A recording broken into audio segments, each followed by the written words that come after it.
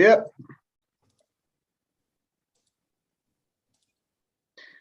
Welcome to Nerdarchy, for nerds, by nerds. I am Nerder Doug, and tonight I am matriculating at a very special academy with this nerd. Nerdarchy Ted, how are you doing this fine and lovely evening, sir? Pretty terrific as always on Monday. It's off to a fresh start. We hit the ground running with a good meeting, got a lot of work done today, and now I get to chat with a colleague nerd about fun, nerdy stuff. In this case, we're talking about the Spelljammer Academy orientation, which is another free giveaway from D&D Beyond. You'll find a link down there in the description to that. Yeah, so all you need is a free account to go and just kind of snag that and add that to your stuff. You know, what's here isn't a whole lot. It's a short little 2-hour adventure, as they kind of call it. You know, there's a handful of stat blocks and some stuff to play around with, but it gets you started that you could then kind of build off of and use that as a cool home base for a game and play in the Spelljammer universe. Yeah, so, as you know, and people watching might know, I am a huge Spelljammer fan, so I actually was like, well, if we're going to talk about that, I'm going to, I read through it very carefully just to see, because I was curious.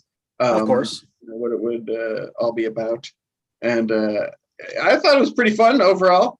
There's I had many points that just piqued my interest of just the way it was written and the kind of stuff that was in there. So I'm looking forward to talking with you tonight about it. Yeah, I mean, there's a lot to really play around with. We could kind of go through it, piecemeal. Yeah, sure. Like I said, I have a lot of. I can't see it's green paper. So this adventure designed for 3 to 7 first level characters. Right there, that was my first eye opener. I was like, wow, that's surprising. They rarely even say how many characters in adventures at all, but I was like 3 to 7. Yeah, that is a large number, and like I know a lot of adventuring groups are 4 to 5, but occasionally you got ones that are as high as 7. And I have to say that there is a big dynamic difference of whether you're running a table of 3 or versus running a table of 7. I know my kids' game is 6 players, and most of my other tables are 5 players. Like that's what I'm used to running. It's been a long time since I've run a session and had only 3 people in it. So like I have to, really tailor and pull back what kind of things I'm going to use and the numbers you use if you only got 3 people at the table. But it did make me wonder, like I said, as just, and maybe you too, even because, you're with your, we live on a boat game where it's like, well, you can accommodate a lot more people too on a ship type thing because it's like, people can spread out more. You're rarely like walking single file through a dungeon. Correct. Or in the same place, or so I don't know. It just jumped out at me as an interesting detail from. Like, sure, yeah. So let's get into that for a second. So area of effect things have the ability to, one, hit less characters, whether you're talking player characters or NPCs, but it also has the potential to affect stuff. So like if you throw a fireball on a boat, it's going to affect the sails, it's going to affect the rigging, it's going to affect whatever accoutrement is on the top. Rope, food stores that you might have there. Foodstuffs would typically not. Yeah, I'm just saying, you never know. Players are players. That might be like, let's put the food on the deck so you can have snacks whenever, or who knows. So like in those cases, you have to take those kind of things. Mm-hmm. Now when you're on a sailing vessel, whether it be on the seas or in the skies, like you can take those kind of things into consideration. Now I know, looking at like the WizKids Spelljammer minis that are coming out for like the vehicle to vehicle type combat, some of them are a little bit more sci-fi than the old school ships that I'm used to seeing of what's in my head. And I've got very little experience when it comes to Spelljammers, but my thoughts were Spelljammers were predominantly actually just boats. It was sort of like each species or race had their own sort of take on it. Like elves had a lot of like insectoid shaped ships. I remember the dwarven ship was just like a giant anvil shaped thing that just like and their helm was like a giant furnace that they had to keep feeding fire, burning and stuff. So, I'm sorry, but you were talking about the minis and stuff like that. Yeah, it was just like I had seen pictures, and I don't have anything pulled up at the moment. Yeah. I've seen some of the preview stuff that WizKids has thrown out there on social media, and it's like, oh, those look neat and they look different than what I have. But I mean, the only like the real Spelljammer experience I have is Dave ran what we refer to as our Thanksgiving. Oh yeah. And your ship was like the classic galleon, right? Yeah, we were on a regular sailing vessel with rigging and sails and what have you, and we just sailed across the stars. And then the non-D&D Spelljammer game that you ran for Quest. That's my only experience. So 15. Well, you got to ride on a little small jammer. Yes. Which are baby Spelljammers. Yeah, I'm super excited to see the ships. And that's one of my favorite little aspects of Spelljammers. Like, honestly, whether it's shaped like a galleon or a dragonfly or whatever, most of those just had a spelljamming helm on them, which is just like a big ornate chair. And I was happy to see it mentioned in here. That's just like, well, it just, whatever it's in, if you activate it, turns it into a ship. So it's like, it could be like, your trailer, it's like, let's get the helm on it. Let's take this puppy for a ride. And they could move around, like you could, it was a pain in the ass, but you could actually take the helm. Like that was far more valuable than the ship was the actual helm. Like 50,000 gold pieces or something like that. And that's something that, like, when there was potential chatter about it being that they were going to release Spelljammer, I was like, all right, I never got into it in any previous edition, but especially after the things that I have done, like, I'm interested. I want to see what Wizards' take on it for 5e is going to be. And I can recall, all the way back to, a little over 3 months ago when, like, they did the April Fool's Day, like, as far as a lot of people were concerned, the fake announcement. It's like, oh, Spelljammer, it's confirmed. Yeah. We're like, well, it's April Fool's Day. Don't believe it. Don't buy into it. It's not going to happen. Spelljammer is not a thing. And then it came out later, like, they're definitely doing it. I'm like, yes. Yeah, it's just fun. It's a different take. I really like how and you had read it earlier, the second part there, it's that the adventure is set in Spelljammer Academy. As a really cool map of it too. I dug that a lot. On an island southwest of the Cholton Peninsula in the Forgotten Realms, which immediately made me think like, okay, so I was like, Dave and Ted are going to love this because it's like there's an organization built around it, which is always cool to introduce stuff, and it's something for characters to belong to. And I was like, yeah, they can just plop those down. it sounds like it's pretty remote, right, from what it's saying. Like, you wouldn't just see it from shore. So it's like they can just pop those on any other game worlds. Or anywhere, just like, yep, there's a Spelljammer Academy. There's a great DM tool too for that same reason. Like, make up a planet, just put one of those there. It could look exactly the same. It's like, yeah, maybe they just always find some tower or make it or use magic to make it or whatever. Who knows? And you could do something specific in your world universe, however you're terminologizing it. To be like, all right, well, this is how it's done. Maybe there is a magic ritual that Spelljammer elites know that can create, this iconic pillar that's set up to be able to have a hangar bay and a training ground and all these different components. There's magics that make temples and wizards towers and stuff like that. And so why not one of those too, right? So that it goes into the background that it talks about that you are recruits. You are willing. So that's the kind of big point. Your tutelage of experienced Spelljammers, your fledgling space the wild space of the astral sea, and the cadets learn the finer points of ship-to-ship combat, space exploration, in some cases, clandestine operations. So, although it's a business as usual at Spelljammer Academy, the new cadets soon learn that strange things are afoot. And the purpose of this adventure is to introduce characters to Spelljammer Academy and foreshadow an unknown threat.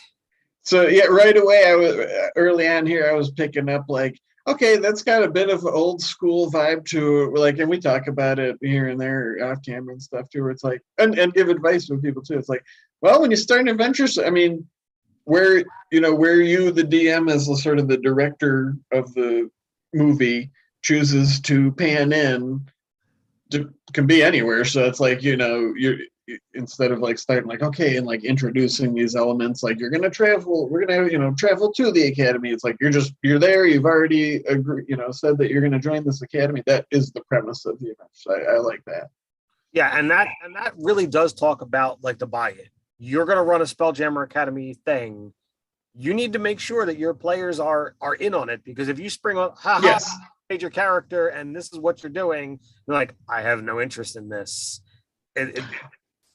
Although that could be interesting if obviously you read the room, but like say you just like, yeah, just make characters for regular adventure, especially maybe you play in the same world all the time. Could be the Forgotten Realms, and that could be a new thing. So maybe they're just adventures, and you do keep it kind of vague, because it's like, well, to those, it'd be like if somebody came up to you and was just like, yeah, you want to do this like interdimensional, adventure and stuff. Like you can't even really wrap your mind around, like, what does that mean? Like how? Like, sure, I'll go check it out. And then you're like, oh man. So it might be kind of neat too. And then you kind of have that fish out of water. And this is, you could do it a lot of ways, I guess. But yeah, having buy-in always works as well, of course. So the overview, breaks it down into 3 sections. It says it takes 2 hours to do. First part, the recruits undertake. Yeah, right. 2 hours. Come on. Well, for the average group, some people are going to get through an hour and a half. Some people are going to take 3 or 4 sessions. Oh yeah, I was like, dude, our Tuesday night group, especially after having gone through the thing, it's like each task could be a session. I would completely agree. I think that probably which would be great. Part 1, part 2, and part 3, and do it as a 3-part mini series. But the first part, recruits undertake a quick combat trial on the simulations deck, so the academy personnel can assess their skills. Which I think, like looking at it here, it's on the simulation deck. Without reading any further, to me that means like holodeck. There's no harm. Level 1 characters. Love it. I like how they do it though, and also that is a tried and true way to start any campaign, with just like right in the middle of fight. Right. It's just like, okay, we've, you read your DM text, and they've made their characters, and you're like, blah, blah, blah, you're on this ship, and then yada, yada, yada, and a roll initiative. And also, I love how it says you arrive there after a long, arduous sea voyage. That is like my default go-to campaign starter, because I always use like some just sea and like random sea encounters, but it's just like, just to let the characters get to know each other, because they're on a long sea voyage, and by the time they get to shore, usually something has happened. So part 2 is academy orientation. After the simulation, the new cadets receive a crash course on the academy's purpose and general layout, as they complete a laundry list of tasks to acclimate to their new home. So this kind of gets you settled in, to give you a chance to work hand in hand with your allies and get some tasks completed. And get see what everything is. It's like, it's a tour of like, how does spell jamming work? Like, what kind of things can we expect to see and do? I thought that was really cool. And I imagine with the laundry list, you're going to go to various locations, so what this is, so you have a chance to explore and really get, to dive deep into the exploration pillar. Mm-hmm. Yeah, big time. And then part 3, intruder alert. The cadets deliver a crate of supplies to Mert the Merciless, the head of the academy, but discover that their cargo contains a deadly surprise. So yes, yeah. So pretty impressive. I thought so far I was thinking like, this thing's pretty well structured. I did laugh, like I said, split it 2 hours. It was just like 2 hours, even without me having read any more at that point. I was just like, an adventure in 2 hours, because like I said, I'm used to playing with you guys and stuff, where it's like, that seems a little sus. So I was looking at the little scroll bar. I'm like, there's a lot of space there. So to me, I think this next section is like the biggest punch for what this is. So yeah, for sure. Yeah. The adventure hooks. Yeah. All the characters have volunteered for whatever reason to join the Spelljammer Academy, a shadowy enclave of spellcasters and swords for hire situated on the remote and mysterious island of Nimbrel. While the characters are still encouraged to develop backstories, they should be looking for adventure with a few long-term bonds to tie them to their homeland. With few. Yes. Yeah. The campaign takes the characters to the stars and beyond, and there might be no coming back afterward. Laugh my ass off at that part because that is 100% what happened in my campaign, and I suspect many other people's too. It's like, yeah, and they did have bonds because I did sort of introduce that, and it wasn't even like a forced thing. They were like a ship that can fly.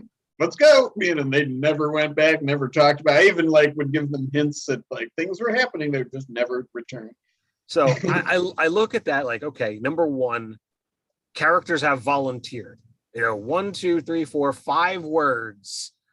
So that to me, like, all right, at the start of the thing, your character has already agreed to do this. There's no turning back. And that now is like you've triple bought in on what this is. Should you proceed, this is what your character has agreed to do. And that's a great point too. Like we've touched on that many times in your videos and posts on the website too. It's just like I totally get like that slow burn reveal is cool, but it's like I honestly, in my experience, I think just letting people in on the premise gets you more bang anyway, because they like, I think it came up, we were talking about like mind flayers and their thralls and things. It's like, look, it's like, yeah, that would be a creepy reveal over time. But if you tell players like, okay, we're going to play like a mind flayer centric campaign, they're going to be paranoid of everybody from the very start, which is what you want, right? And so like, well, you're just walking into it. So, if you just tell them like, we're going to play a Spelljammer campaign. I mean, if they have questions, obviously you can go over that. But just, just like letting them know, it's like, that's what we're doing. So, sure.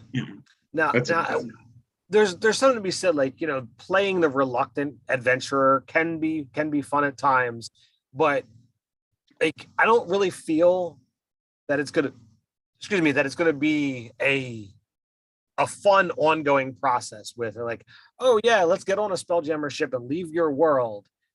And you playing the character who's like, oh, but my parents, but my lost love, but my siblings, but my uncles, my aunts, like long litany of people that they have left behind. Oh man, I could imagine, especially like I said with our group, but even my friends or just lots of groups doing, if you had like a session 0, you would probably get so many crazy fun group stories of like, oh no, like we all got like conscripted because we, did some crime together, or, we're on the run, or, like just those shared kind of things. Sure. Or, or just themes, I guess, would be fun. Like, no, we're all like, we got to get the hell out of this planet. Like, they're recruiting for people to leave the planet. Yep, let's go. We didn't tell you why. That's all right. Yeah, I don't care. I'm already 3/4 of the way through my signature. Let's move. Kind of like Han Solo in the Solo movie, where it's just like, he just wanted to get off Corellia. Is that where it was? It was like, yeah, sure, I got to sign up for the Empire. Whatever, man. So like, if I don't do this, these guys chasing me are gonna kill me in the street. So yeah, sure. Like, I have no problems, with looking at these things and extrapolating those kind of like unsaid details. Yeah. Like, I've played games, and I bring up the reluctant adventurer, and that could be fun too. One of my literally favorite fellow player characters that we've talked about numerous times here on the channel. Giles the librarian. Great character. I feel like I know that character well, in a good way. It's what I mean? Like, that's such an awesome example of that kind of character.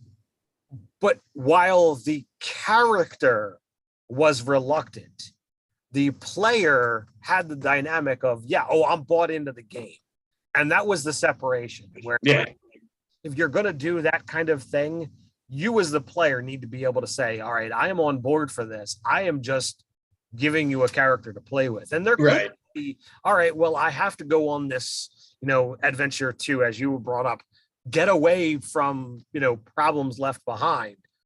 But you can always have those things and look back forlornly, and if, but only, and you can have those moments where you're looking out the porthole and for sure wishing to be back home. And those things are fine, but you have to always be able to read the table, read the room of how much is too much. And my friend Jim, always did it great. He always just had enough complaint that it was humorous at the table and only just a little annoying towards the people, because once things got going, he was a very competent wizard. Yeah. And and you guys know as players that Jim wants to go on the adventure and stuff. It's just a fun little, just like, how are you going to get him to do this thing? Or, you know what I mean? It's cool. Right. It's just a fun role-playing moment. And every once in a while, he would go back and he would talk to his master and he would complain about all of the. That was probably really fun to play in that game. And that's why the player took notes. He had essentially, a diary of all of the horrible things that transpired out on the road. And that's such a great character arc too, because it's and what happened? You learned from those experiences, and now you're a really powerful wizard. That's the point, right? You get it. And his wizard would teach him some things, and then say, "Okay, if you want to know any more, you got to go out and do more things." Yeah, what a great. Perfect. Something like this too, your mentor's just why don't you do this? You're young, sure. go travel the stars. I love. Oh, sorry, go ahead. Yeah, no, it goes on. Orientation throws the characters right into the action. To maximize the impact of part one of the adventure, you might choose to downplay initial introductions and discussion of characters' backstories, bringing up any connections between the characters only after the adventure's initial encounter has been resolved. Completely going with what you said about just starting right at the action. And what is the saying there? In medias res. Yes, in medias res. In the middle of things. Yeah, and I've done that. I've ran campaigns where I had people roll a D20 at the beginning of session 0 and just marked it down. And then, made our characters, and then that was okay, well, that was your initiative. So, you're just fighting, right? You're in a pitched battle, and blah, blah, blah. Yeah, that's actually. I'm guessing the other the box set and stuff probably, assumes you'd have a lot of knowledge of what sort of things to expect in the setting, because it does deviate quite a bit from box standard DVD. I mean, and this is a great example of just basically to sell the sizzle. It's just this first encounter is pretty fantastical. It really, it's super duper magical, a lot of magical effects going on. I don't mean the things you gotta make saving throws. I just mean the scenario requires tremendous amounts of magic and DM sort of walking you through, the situation to react to. Right. So I don't know. Should we? I feel like I don't want to spoil too much in case there's. Yeah, I was going to stop there. I wasn't going to go into. Okay. I just like the introduction part. It's not. Yeah. Sure. Campaign spoilers or any of that kind of stuff. If you really are into what's here, I feel you can kind of just it's free over on D&D Beyond, so you can go grab it. Are just a small handful of stat blocks that they give you. I would totally recommend anybody getting it, even if you have zero interest in Spelljammer, because it's a great example of just a great kind of way to start any campaign. I mean, you could just easily use that academy as a mercenary guild, anything. I mean, depends on how much you want to tweak too. I mean, as is, without the, flying through space stuff, there's a lot of random encounters, and, I mean, I don't even mean fights, just interesting things that happen in this big facility. There's some with tasks to do. There's some cool roll charts to play with. There's the map here that, could be, take the space part out of it, and it could be some kind of creature's lair that you but it's got the bridge quarters, the Spelljammer Nexus, the cadet quarters, the the stores, the sea dock, the administration, the gymnasium, the simulations deck, and the sky dock, each with its own little mini map related to it. And it shows you what is the orientation, which and really immersive encounters. I thought, too. Did you read through like the whole thing? I didn't go as in depth with it. I read, piecemeal through parts 1, 2, and 3, but I read all of the introduction. There's a lot of places that have like really interesting, just like stuff you don't see that often in official things, just like encounters with like another group of cadets, and they're not newbies like you, so they're kind of like jerks to you, and it's like I was actually like stood out to me that like you can make an intimidation check to scare them away, and so I was like, wow. I mean, just intimidation in general, like I don't even really see that much. That's pretty cool. And there's many places that say things like this. It's like, give inspiration to any character who overcomes the situation without resorting to violence. And I don't just mean it in like kind of like a passive way, like I don't want to be fighting. It's just like, no, that's still pretty cool. That like just the scenario. And again, I don't want to spoil it, but just like what's going on, and that sort of guidance for different kind of action is pretty sweet, I thought.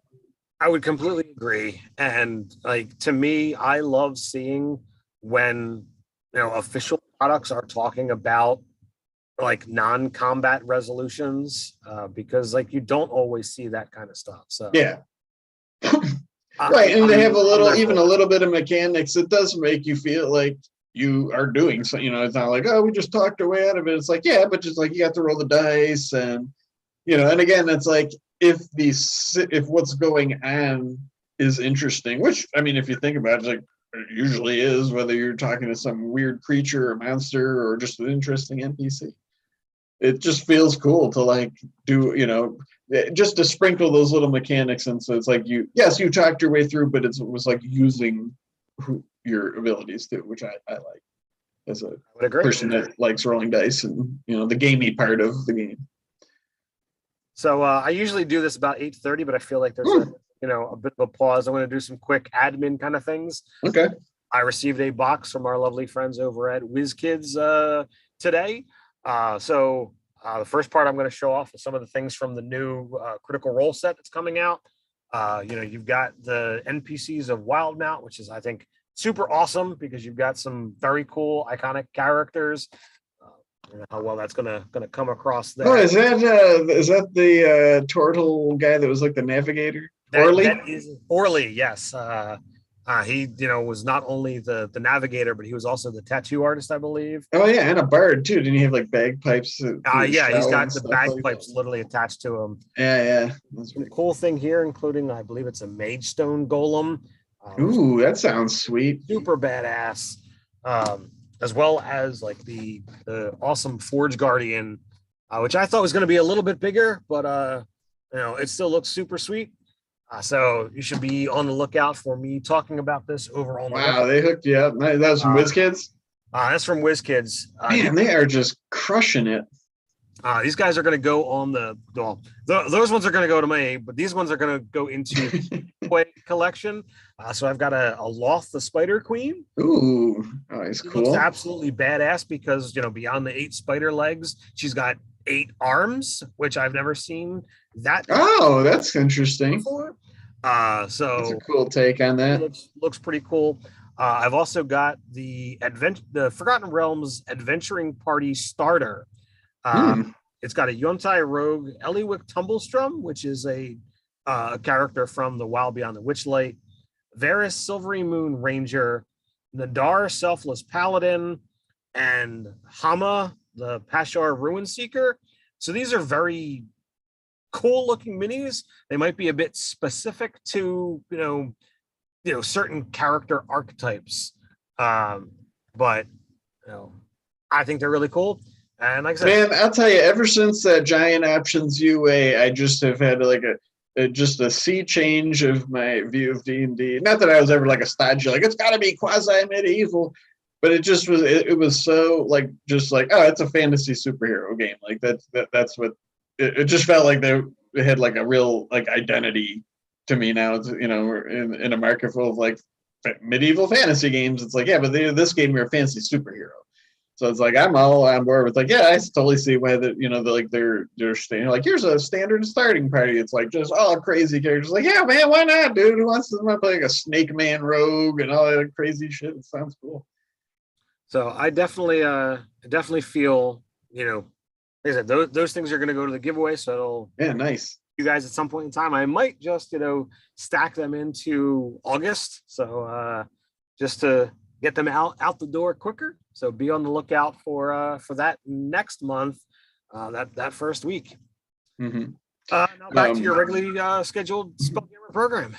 Yeah, sure. So, like I said, I mean, I think this is a super cool, like bare bones. Depending on how much you want to change, it's like you could go through and like change what all the, like make the bosun that is in there, like it's a Hidozi. I don't think that's much of a spoiler, but it's just like if you don't want that, then make it just change the characters or what the things they fight in the simulation or whatever.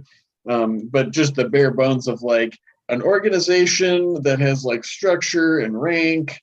And I was a little surprised they didn't work in like the faction. Maybe it's in elsewhere in the book. But I was also super surprised happy to see early on that they named Drac the Rock of Brawl, which is like classic Spelljammer, like center of Spelljammer civilization. It's just like a humongous asteroid out in wild space that has a gigantic city on the back, and it's sort of like the hub of all things. So I was like, yes. That's included. Not in this adventure, they just name dropped it. Right. So I was super happy to see that. So let me go further and look into speculation, if you will. Sure. Yeah, let's speculate. Is there anything that you are really looking for out of Spelljammer, when they actually drop the book?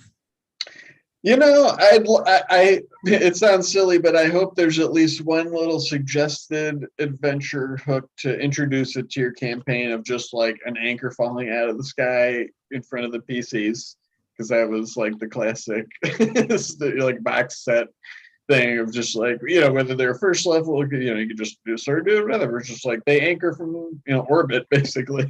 Right. And come down. So that silly thing. But as far as specific, I'm a little disappointed that there's not the crystal spheres, just because I thought that was like a really amazing visual thing. Even though they're like unfathomably big, you think like if it's that big, you wouldn't even see the curvature of it. I don't think, right? It's like got a galaxy or a solar system inside of it. Right. So it's like if you're in a ship, it would just look like you were approaching a wall of crystal, I think. But I always just thought that was cool in the Phlogiston. And maybe they could totally, I could see that being like a random thing that could happen in the Astral Sea of just like a cloud of flammable gas, Sure. So yeah, I hope I see that. I'd like to see, their sort of current version of like a gazetteer of sorts for the Rack of Brawl. It's like, it's a big place. I don't need everything detailed, but just like, I like that kind of stuff. Like they did for the Radiant Citadel thing they gave free. It's like, a chapter. I think that'd be cool. And then just like lots of, I love not only the structure of this, but there's just like a lot of different like little mechanical challenges and stuff. And I just like that kind of stuff. I think it makes it a lot of fun. That's why I chuckled when at the beginning when I said, "Oh, it's only this is a 2-hour thing," and then after reading through it, 2 hours, I'm like, dude, like Ted and those guys just doing like one task would probably be 2 hours of just like, well, I'm going to talk to this guy, which is awesome. That but that's what's cool. But well, that comes into number one, knowing your play group and the play style they're in. And you might take somebody who doesn't like to interact and doesn't do the let's have a character to character decision about how to handle this and who to trust and who to talk to. I mean, we've had games where it's like, all right, nothing really gets done, we just talk amongst ourselves, and that's great, that's fine, that's still D&D. So like I'm here for it. I think at some point in time, like, we should probably, whether it be on air or off air, like we go through this kind of thing and just to see. You say this takes 2 hours to do. How long is this going to take us to do it? Yeah. A normal play style. I like that there's a lot, and I hope to see more of this in the books. They're like, yeah, as you know, like, my biggest challenge is like NPCs and like who they are and what they say, and like all of they're really interesting, and they all have like their own sidebar of just like here's what this person's deal is, which I think is helpful in there, and a big part of Spelljammer to me, like, is like Star Trek or Star Wars or anything. It's like, yeah, man, there's just a lot of different kinds of aliens, or in this case, races or species or whatever you want to call them, like monsters that my favorite thing from the old original stuff was a piece of black and white art, and it was like a tavern scene, and there was like a table with like mind flayers sucking on a hookah, and like a halfling playing like a lute, and just like orcs that were just like having a good time playing cards and stuff, and elves and everything. It's like, yeah, it's space fantasy, so I love that. I like the crazy there's like a spell jamming training task, and it's like there's this big room, and they have helms, and there's like miniature ships that you can control, and you have to like navigate them through, like physical ships. You're not on it, you're just like sitting on the helm controlling the ship to like move it through a path through like a big representation of the astral sea, so you can learn how to navigate. It's just really cool stuff, and I've had so much fun running those campaigns, and I say all the time to people on Facebook and everything, it's like, I'm glad they're doing this, but it's like, you don't need the books to do it. I mean, it's just like the joie de vivre of Spelljammer. Like, just get crazy with it, man. So for me, what I'm, to me, as much as I'm like super enthused, I don't know enough of the lore to really know anything specific to be looking for. I want to play Spelljammer games, so I'm definitely looking forward to that. Although there is, despite the the thing, there was a bit of a hint of maybe by the time the Dawnbringers are done in the Feywild that there might be some spell jamming. Oh yeah, I'm sure Jake's gonna take you guys to the stars. That's gonna be freaking awesome, man. He's a great Jake is fantastic, and we've been having a lot of fun with what we're doing. So I don't know what that's going to unfold, but like when I look at things, you kind of mentioned, mechanical this, mechanical that. I do hope that either we get more tools or some kind of tool aspect use. Oh yeah, navigators tools and stuff for sure. I feel like they've put a lot of work into putting tools out there, including having class-based abilities on them without ever incorporating a whole lot of usage. That's a great point. Yes, this would be a great opportunity to have a lot of like tools. Navigators tools come to mind, but I mean, Tinker's tools or other some kind of repair. Weaver's tools to fix the rope on your ship for like they have the ropes, the sails. There's definitely plenty of things that could be done. Tools on the adventure. Problems happen. I think that's really an important thing to do. I've got a campaign idea that I'm like only in the mental development of, that like kind of is inspired by like the start of a movie I watched that was like, oh, look, you're out in the middle of nowhere. How do you survive? What do you do? So I'm like, all right, I would go with like a heavy tool use kind of thing. And that could be. That's pretty interesting scenario. I like that. That'd be a cool campaign. So like, but beyond that, of course, what kind of adventure things can I steal? What kind of monsters? Like, I've seen the preliminary image for the Astral Dreadnought mini that WizKids is going to put out, and I of course want to get my hands on that too, just because Dreadnought is such a. You bring up a great point. That's something I hope comes forth in that book.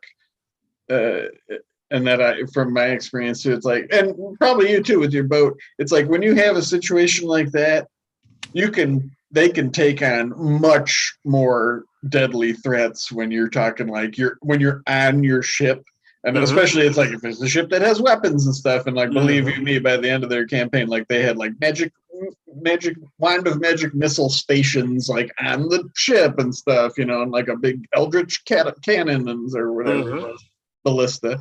I think they built on the back. It's like, yeah, so I mean, you can fight like dragons and stuff like from your ship, and it's like all the characters are there, and then their crew is doing stuff too. Yeah, you can take on some serious shit. So like that's a great time to bust out those huge minis, even if they're lower level, because it's like, yeah, man, it'll be hard as hell, but it'd be pretty cool to take on an Astro Dreadnought like on your ship. That'd be awesome when you're like 8th level or something like that. I'm definitely looking forward to see what that looks like. I know that WizKids is looking to put out, you know, like the ship-to-ship combat things. So like there will be, you know, different size versions of monsters that are like, oh, well, you know, you can have the little Astral Dreadnought because it's, you know, a little bit bigger than the ship. And I don't know exactly what's in the set, but I know that they've got the smaller ships that you could do like the just the aerial fight. So I think that would be interesting. So I have been neglecting our awesome audience. So there's some questions stacking up. You want to get to some of them? I got them on deck for you. Absolutely. All right. I've been looking at all of the all of the stuff in the it's pretty cool. I could talk for hours about Spelljammer. Okay, so the man among the commoners, great name, asks, did you guys ever convert Spelljammer into 3rd ed or 4th ed? I've been playing Spelljammer in every edition since 2nd edition, man, and I don't convert much, I guess. I mean, I actually did write several posts on the website, which there's a link down below that is conveniently to all of our Spelljammer stuff on the website.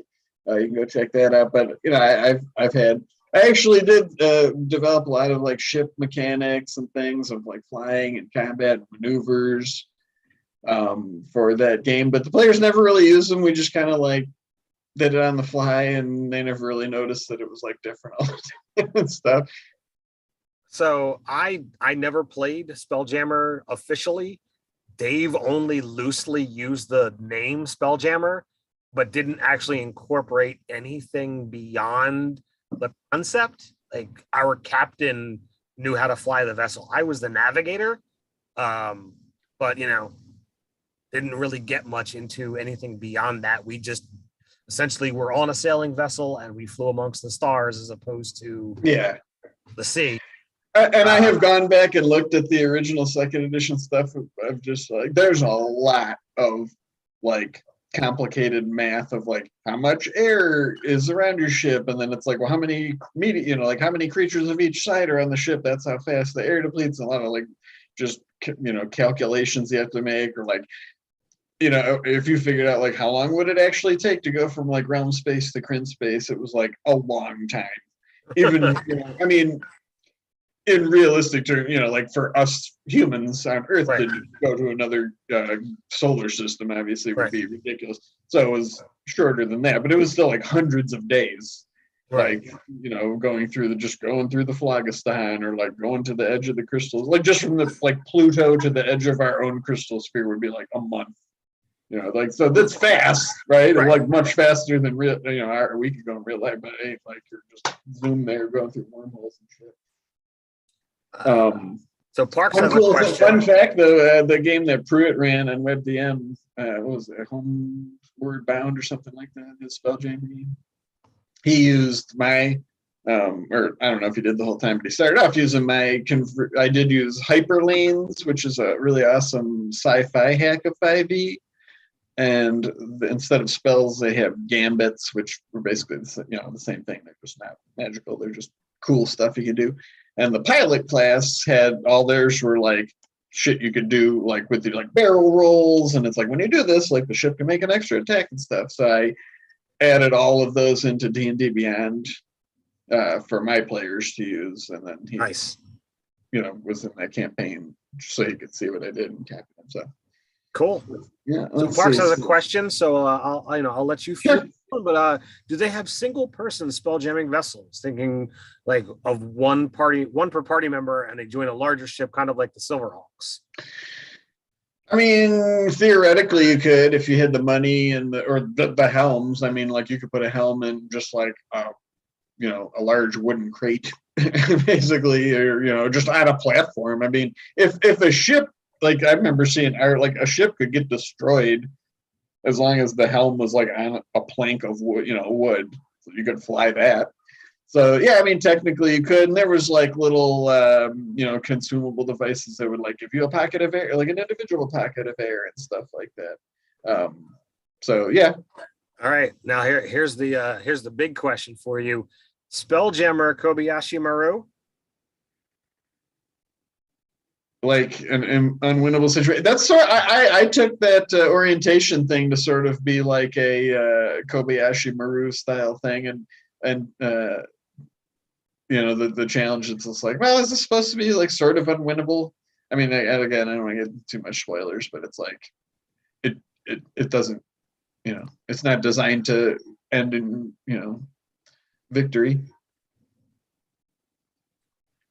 So, to me, I think that the Kobayashi Remu, the unwinnable situation, could be a little bit fun situation to play and just see what happens.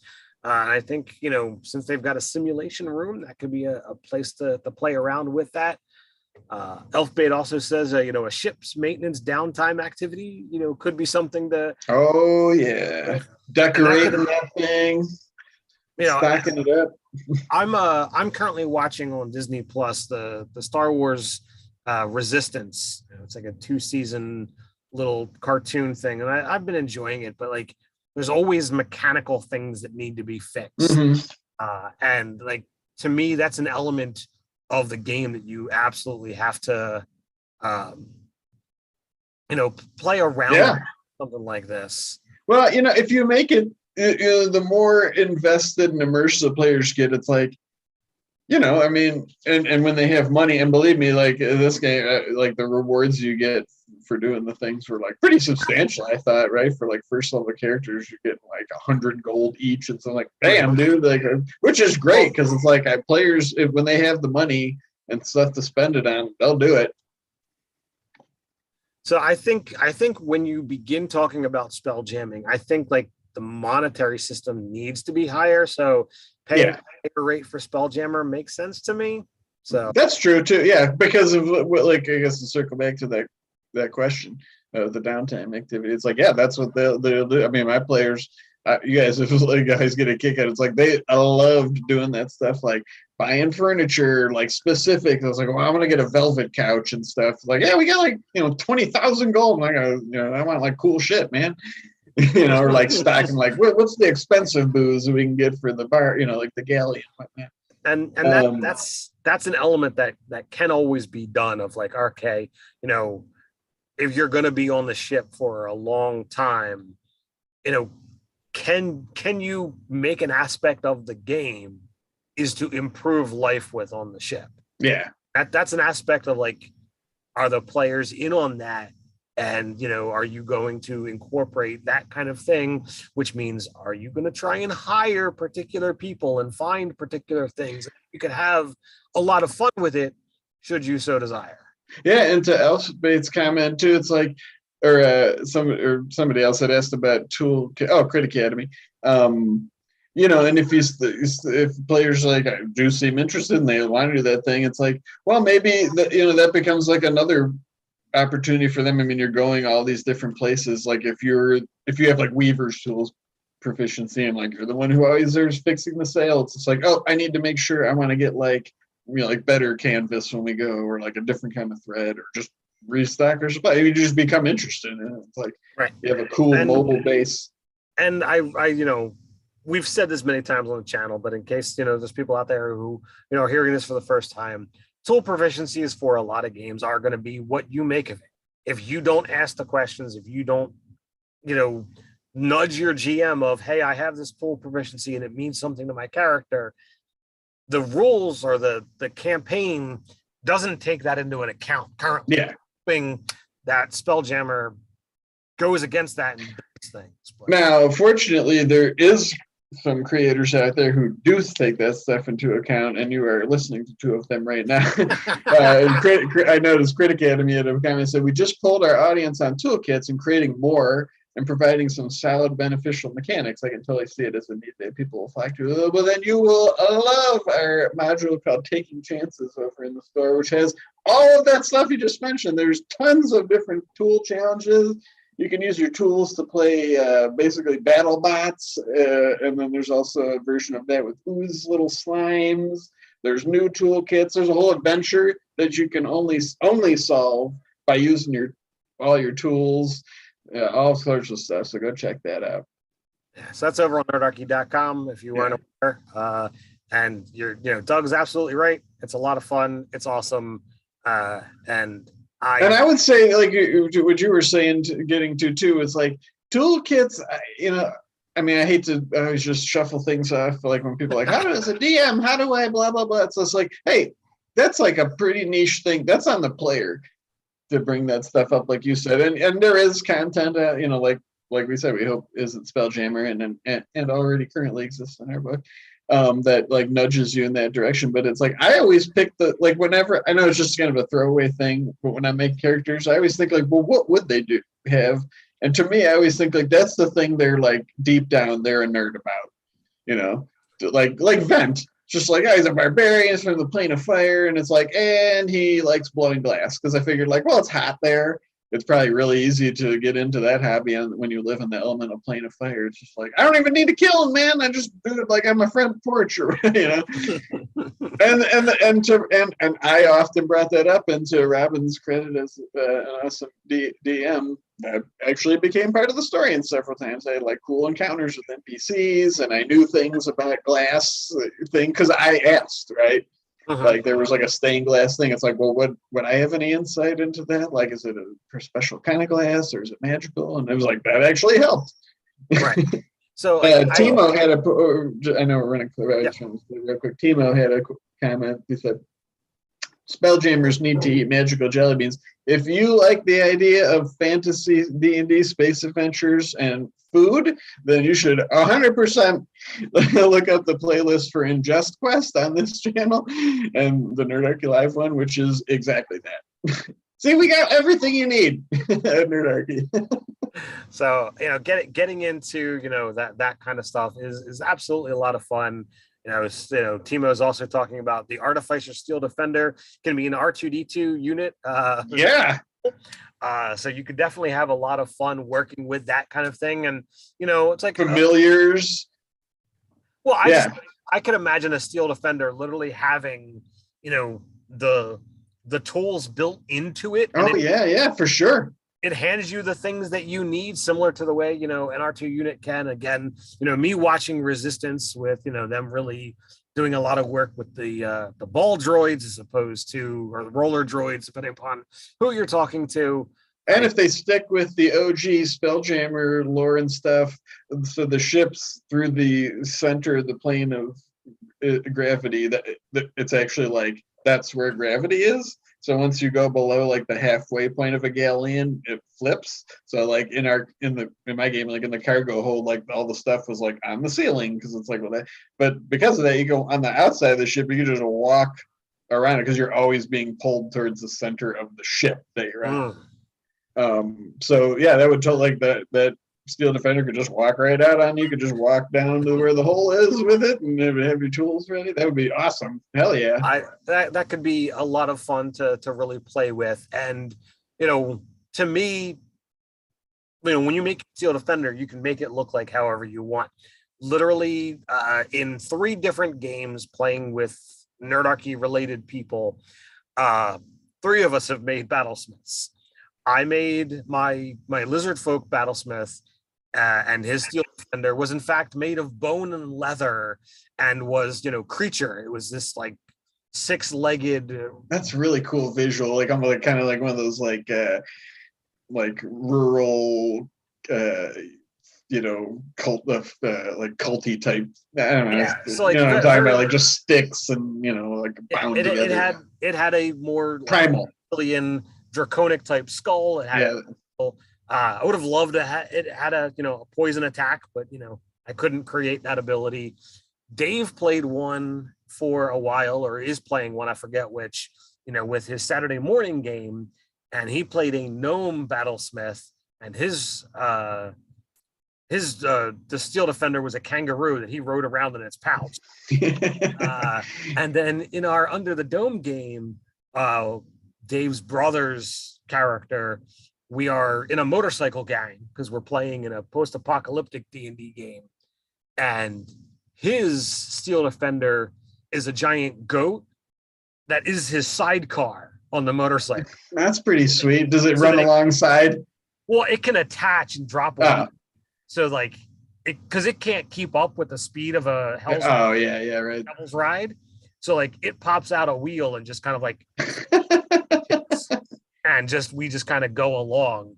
And if we get into combat and we're not actually riding at breakneck speeds, it can kind of like detach and put out its legs and move at the usual like 40. Old Nerdarchy pal War Eagle Keep, who produced their Marvel Phase Rip game and stuff, I had a question. It said, thoughts on Warforged and Spelljammers are too standard space themed?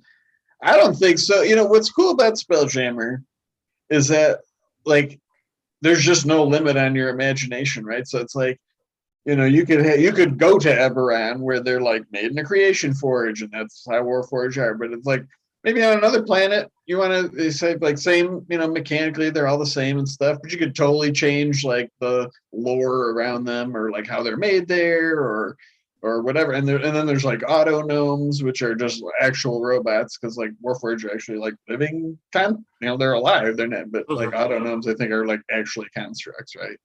Like they're magical, but I mean. So you can also go and kind of take the space angle into it, and like if you look at our Nerdarchy verse, if you will, I don't like the term Warforged unless like they were literally made for war and you're using the Eberron stuff. So yeah. I really refer to them as just forged in my games.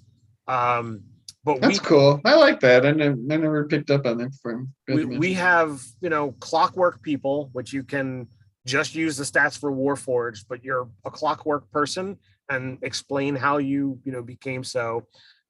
We have the Vargarians that we've talked about, for quite a while, and including, Vargarian pieces in our, Mage Forge. Oh, yeah. The magic item thing. And Mage Forge are literally inspired by the Borg. The Vargarians are literally inspired by the Borg, which are Star Trek spacey, very much could easily fit into a Spelljammer game. And you come across a Vargarian vessel and you that's one of the actually that particular thing is one of my favorite, like just random Spelljammer encounters, just like a derelict ship, because like it could be anything, it could be filled with undead, oozes, nothing. I mean, it could just be plunder or just anything that doesn't need to eat. It's a construct, like a Barbarians, like you said. But you know what? That derelict ship is so tempting that players can't not go, because the question of, well, what's there? Mm-hmm. And like whether you go and you're like, holy crap, this thing is just a gold mine of awesome things. We need to fix it and sell it and whatever, or it could just be an utter death trap. One time in my campaign, they explored a derelict ship. I think there's some shadows on it because they had undergone a shadow pack. Like it was just like one shadow got loose, and then so they found like a journal and all that kind of stuff. But there was also somebody had gotten something on their boot, which they got into their hold, and they never went down there really much, and it just grew into a gibbering mouther that was like huge down there. So like the one time they went down there again, it was just because it had like grown. It was just something that got stuck on their boot, and they were just like, I'll just scrape it off on whatever. I was like, okay. Like it's like usually when it's like if the DM tells you got some weird goo on your boot, you're just like, I'll just leave it here. We're in our home.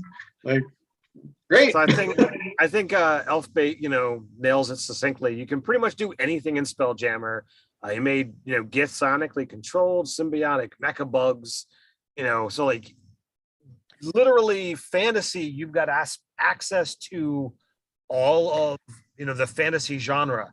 But as You soon can as even have your characters visit yourself, their own players on Earth, if you want to get really weird about it. so like once you take the fantasy and shove that into the sci-fi aspect, there's literally nothing that you can, there's nothing you can't do, because you've gone and you've crossed the boundaries, everything through modern, through horror, into sci-fi. It's all there. The only thing like isn't, direct access is superhero. And technically a lot of what that superhero kind of stuff is just high-end game. Oh, you want a dude who flies and shoots lasers out of his eyes? There's no problem to fight that either in space or on a planet. So go for it. You want to run fast? Sure, no problem. There's plenty of ways to build that in 5e anyway. And then if you couple on a magic item or two, holy crap, it can get to some serious, ridiculous aspects. So, meh. Yeah. So we are at the 9 o'clock hour already. It's super fast how quickly these things go. Yeah. Any final thoughts that you want to get out there, Doug? No, it was just fun talking about it and just thinking about all the fun stuff you can do. And like I said, I'm just on board with like, yep, they're just going wild and woolly with fantastical stuff. And, but also like having all those like cool sort of little fiddly bits for just like interactions and stuff. So I'm super excited to see this book. And I think everybody should go at least get this free thing, because it's like, it's free. Tons. I mean, even if you just picked out like that one little cool social encounter I mentioned, it's like that's pretty sweet. So yeah, you should absolutely grab it. It's grab it while it's free. It's something that you can grab a hold of. Come on back tomorrow night and join Dave, myself, Doug, and a couple others for some zoo antics as we continue on with the Zoo Mafia. We'll take a small break from that the following week to play another game. That's just a one shot. But you guys should know the drill by now. Until next time, stay nerdy.